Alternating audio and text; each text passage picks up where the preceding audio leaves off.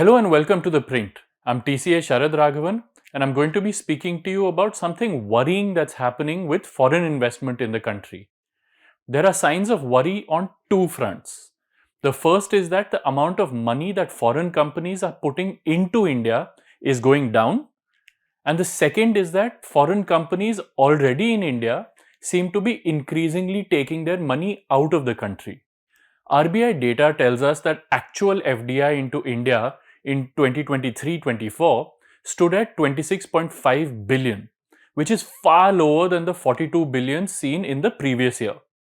In fact, FDI levels have not been so low since all the way back in 2006-7.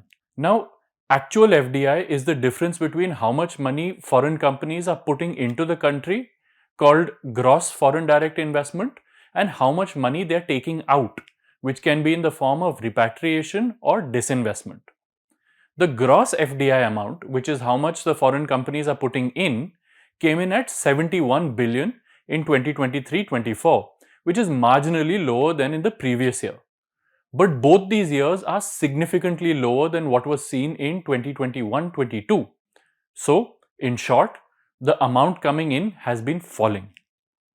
On the other hand, the amount going out has been increasing and at an increasing rate. In the pre-pandemic year 2019-20, foreign companies repatriated or disinvested about 18.3 billion from their holdings in India. This has shot up to 44.4 billion by 2023-24, an almost 2.5 times increase. Now, a lot of people, including the government, have said that the fall in FDI into India is due to the fall in overall foreign investment activity in the world.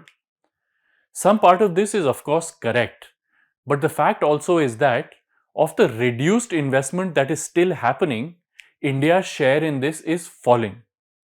So, even though overall FDI activity in the world is lower, companies also seem to be choosing other countries to invest in and not India.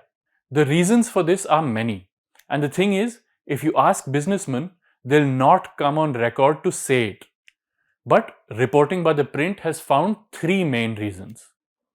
The first seems to be that although several ease of doing business reforms have been brought in at the top, doing business remains very tough on the ground. Low-level corruption and harassment seems to be rampant still. A lot of businessmen say this. The second reason seems to be that India unilaterally did away with its bilateral investment treaties with many countries. One of the main provisions of these treaties was that in case the foreign company and the Indian company have a dispute, then the arbitration would happen in a third country.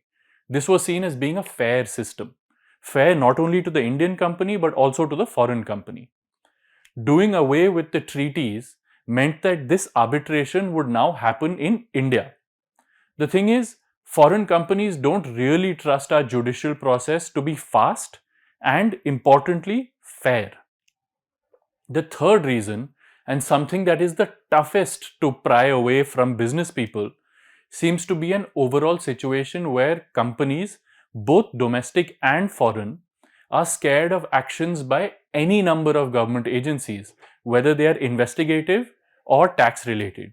But what all of this has meant is that foreign companies seem less excited about India than they used to be. This is perhaps something the new government should think about. But on that note, that's all from me. Thank you so much for watching.